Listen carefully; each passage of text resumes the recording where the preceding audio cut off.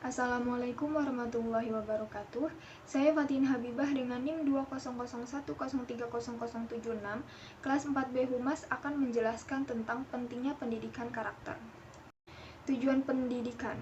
Sepanjang sejarahnya di seluruh dunia ini, pendidikan pada hakikatnya memiliki dua tujuan, yaitu membantu manusia untuk menjadi cerdas dan pintar, dan membantu mereka menjadi manusia yang baik. Menurunnya kualitas moral dalam kehidupan manusia Indonesia dewasa saat ini, terutama di kalangan siswa, menuntut diselenggarakannya pendidikan karakter.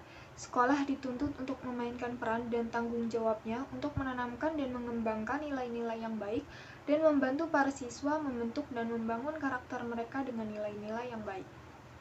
Pendidikan karakter diarahkan untuk memberikan tekanan pada nilai-nilai tertentu seperti rasa hormat, tanggung jawab, jujur, peduli, dan adil, dan membantu siswa untuk memahami, memperhatikan, dan melakukan nilai-nilai tersebut dalam kehidupan mereka sendiri.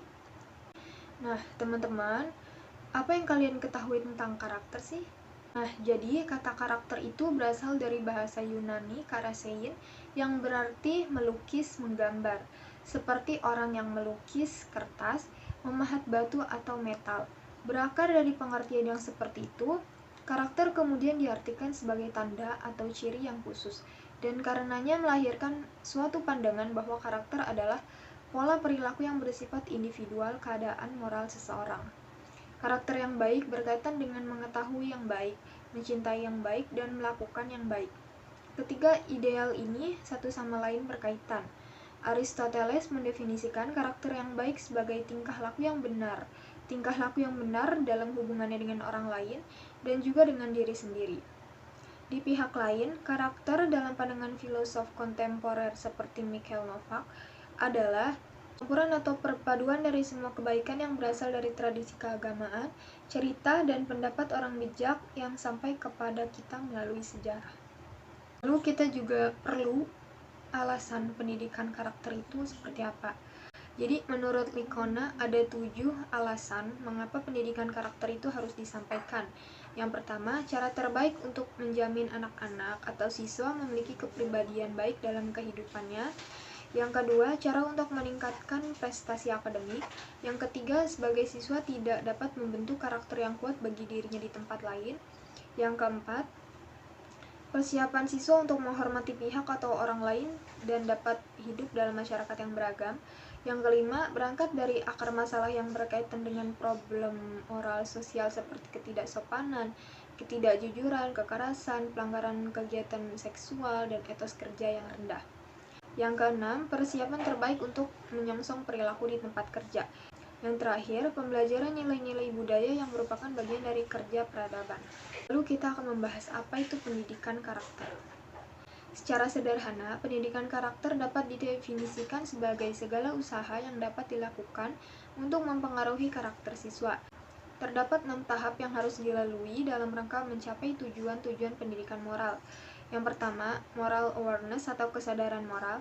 Yang kedua, knowing moral values atau pengetahuan nilai-nilai moral. Yang ketiga, perspective taking atau kemampuan untuk mengambil pembelajaran dari peristiwa yang menimpa. Yang keempat, moral reasoning atau alasan moral. Yang kelima, decision making atau pengambilan keputusan.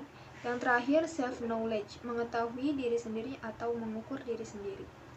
Pendekatan komprehensif menyebutkan adanya 11 poin yang harus dilakukan dalam pendidikan karakter. Yang pertama, mengembangkan sikap peduli di dalam dan di luar kelas. Yang kedua, guru berperan sebagai pembimbing, model, dan mentor. Yang ketiga, menciptakan komunitas kelas yang peduli. Yang keempat, memberlakukan disiplin yang kuat.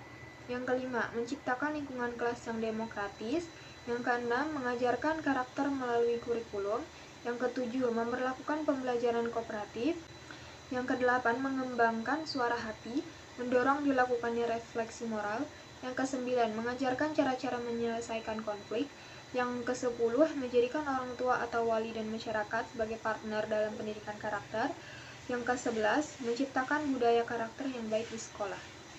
Lalu ada strategi pelaksanaan pendidikan karakter. Strategi pelaksanaan pendidikan karakter yang diterapkan di sekolah dapat dilakukan melalui 4 cara. Yang pertama, teaching atau pembelajaran. Yang kedua, modeling atau keteladanan. Yang ketiga reinforming atau penguatan, dan terakhir ada habituating atau pembiasaan. Pendekatan yang strategis terhadap pelaksanaan ini melibatkan 3 komponen yang saling terkait satu sama lain. Yang pertama sekolah. Di sekolah itu kita bisa mengintegrasikan ke dalam setiap mata pelajaran.